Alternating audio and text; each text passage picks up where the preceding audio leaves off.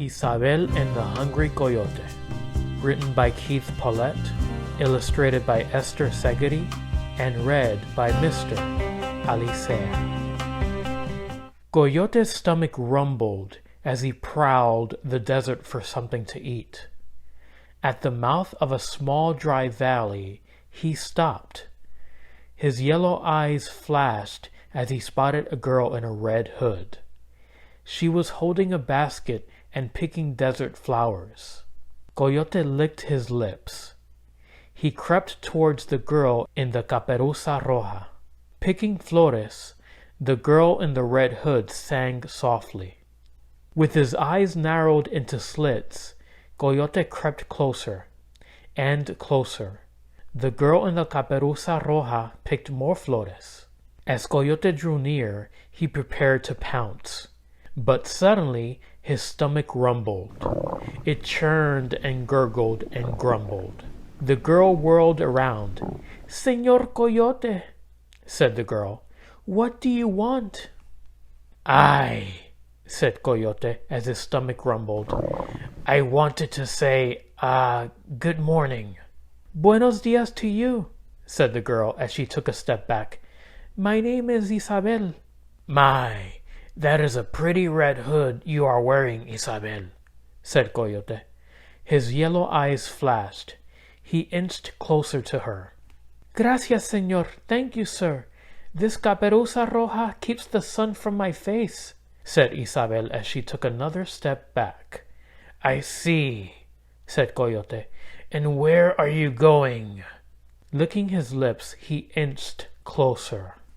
"I'm going to visit my grandmother," said Isabel, taking another step back. "Oh, and where does your abuela live?" asked Coyote. "She lives at the end of this arroyo," said Isabel. "Look, there is her casa." Isabel pointed to the adobe house at the end of the small desert valley. Coyote's yellow eyes flashed. He looked at the adobe casa and then at Isabel. He thought to himself, "This girl in the caperuza roja would make a fine lunch. But if I wait, I may have both her and her abuela for my comida." Coyote sniffed the air and said, "What do you have in the basket?" "Spicy tamales and red chili sauce," said Isabel. "Would you like one?" "Oh, no," said Coyote. "I never eat tamales and chile sauce. They are like fire, like fuego. They burn my mouth," snapped Coyote. Coyote looked to the casa of Isabel's abuela. He said, "I must be going. Goodbye." "Adios, señor," replied Isabel. Coyote kicked up a little dust. His yellow eyes flashed as he disappeared into the arroyo that led to the casa of Isabel's abuela. When Coyote arrived at the abuela's casa, he found the door open. Licking his lips, he crept inside. The casa was silent and still. Coyote looked into each room, but he did not see Isabel's abuela. Just then, he heard Isabel lift the latch of the gate outside. Coyote scampered into the abuela's bedroom. He put on the abuela's nightgown. He jumped into the abuela's bed and pulled the covers up to his chin. When Isabel arrived, she called, "Hola, abuela, are you home?" Coyote answered, "Sí, sí, come in, Isabel." Isabel stepped into the casa and went straight to her abuela's bedroom. Coyote said, "I am happy to see you, my dear. Come closer." Isabel approached the bed.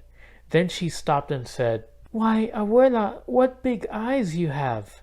"Oh, my ojos are grandes so I can see you, my dear," said Coyote.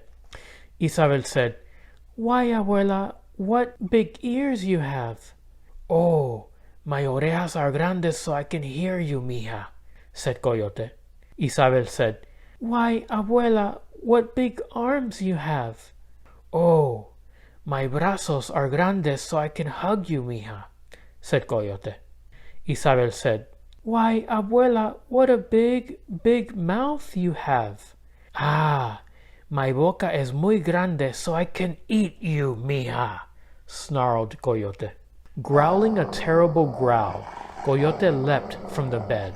His yellow eyes flashed as he grabbed Isabel with his powerful brazos. He opened his big boca to swallow her. Isabel trembled as she looked into Coyote's wide mouth. She squirmed to get free, but Coyote's arms were very strong. They were muy fuerte. Coyote opened his boca even wider. Isabel looked into his cave-like mouth and had a sudden thought. She flung the basket of tamales and chile sauce into Coyote's boca grande. Coyote bit down and howled, "Ay!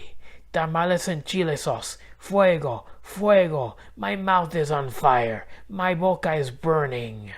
Coyote dropped Isabel and raced out of the casa. He scurried through the gate and scampered into the arroyo, howling all the while. Isabel listened to his howls fade away. Just then the back door of the casa opened. A voice said, "Hola, Isabel. I am happy to see you, mija."